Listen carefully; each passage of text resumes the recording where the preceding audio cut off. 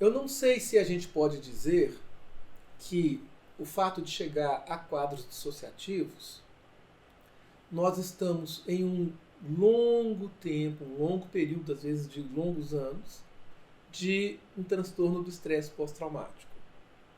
Ou se o quadro dissociativo não seria necessariamente ligado a esse processo de estresse pós-traumático, uma vez que a descrição de o que seria o transtorno de estresse pós-traumático inclui manifestações de dissociação, mas que inclui também outros elementos, como irritabilidade, perdas de percepção, níveis de angústia, alteração de sono, alteração de apetite, alimentação, essas coisas que a gente já falou antes também e que são bastante reconhecidas, mas que não estão presentes o tempo todo até o momento em que, anos depois, a dissociação ocorre associada à lembrança do evento traumático ou de fragmentos do evento traumático. Então, se leva muito tempo e se essas características mais fundamentais de o que seria o transtorno de estresse pós-traumático não estão presentes, talvez, dependendo do ponto de vista teórico e conceitual,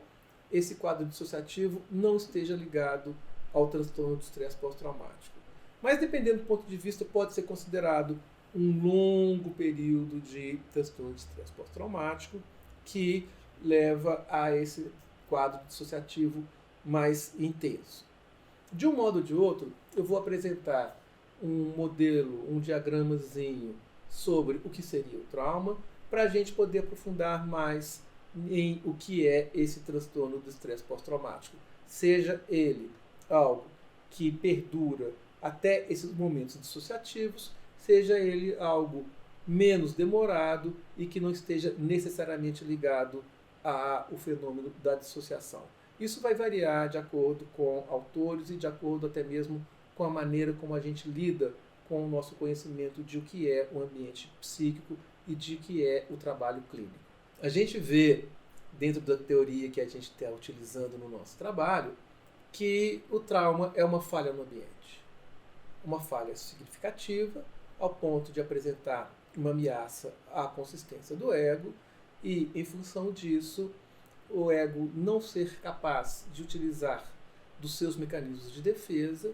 e, em uma situação insuportável, um fenômeno vai ser um colapso, pelo menos parcial, do ambiente psíquico, levando a um recalcamento de uma memória, de uma experiência que vai ser, então, possivelmente mantida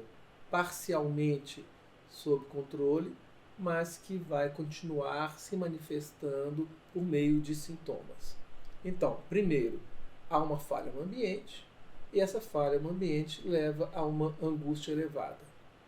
A partir disso, essa angústia elevada pode fazer com que o ego a suporte, seja porque ele já adquiriu uma consistência suficiente, seja porque, de alguma maneira, ele conseguiu lançar mão dos seus recursos, de seus mecanismos de defesa, ou então o ego não vai suportar. Se o ego não suporta mais, ele vai, então, ou buscar recursos externos,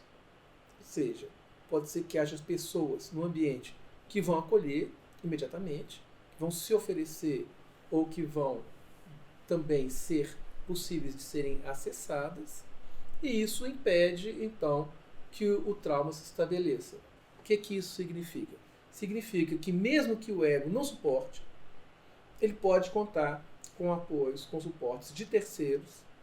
e por meio disso o trauma não vai ser configurado. Entretanto, há situações em que o ego não suporta. Ele não vai encontrar recursos,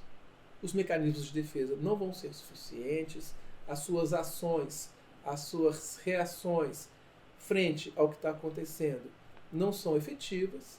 e isso pode levar, então, a um trauma com recalcamento, o elemento vai ficar recalcado, isso pode levar a um trauma com uma clivagem, ou seja, uma parte do ego ou várias partes vão funcionar com autonomia, que pode vir a caracterizar, por exemplo, um transtorno de personalidade múltipla, Ou então vão haver outras manifestações. Por exemplo, algumas teorias vão dizer que a esquizofrenia seria uma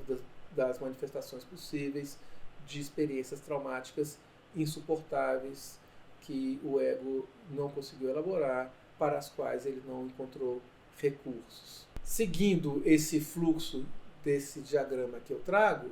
o que nós vamos ver é que vai chegar um ponto, que é o motivo do que nós estamos trabalhando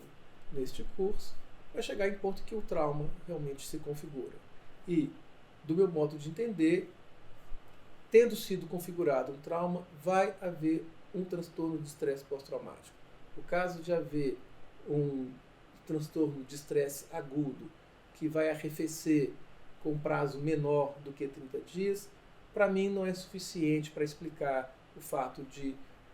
elementos que retornam, angústias que retornam, quadros patológicos significativos que venham a manifestar depois de algum tempo e que as pessoas não vão associar ao trauma, mas que estão associados ao trauma, como, por exemplo, quadros de depressão, ansiedade, síndrome do pânico, alguns fenômenos de transtorno borderline. Todos esses elementos, todas essas disfunções psíquicas estão ligadas a um trauma que pode ter os seus efeitos de duração menores do que um mês, por exemplo, e que não viriam a se configurar como um transtorno de estresse pós-traumático, mas, na verdade, trouxeram reações, manifestações, desdobramentos, adoecimentos psíquicos, posteriormente, consequentemente, durando até mais do que um mês, durando alguns meses, às vezes um ano,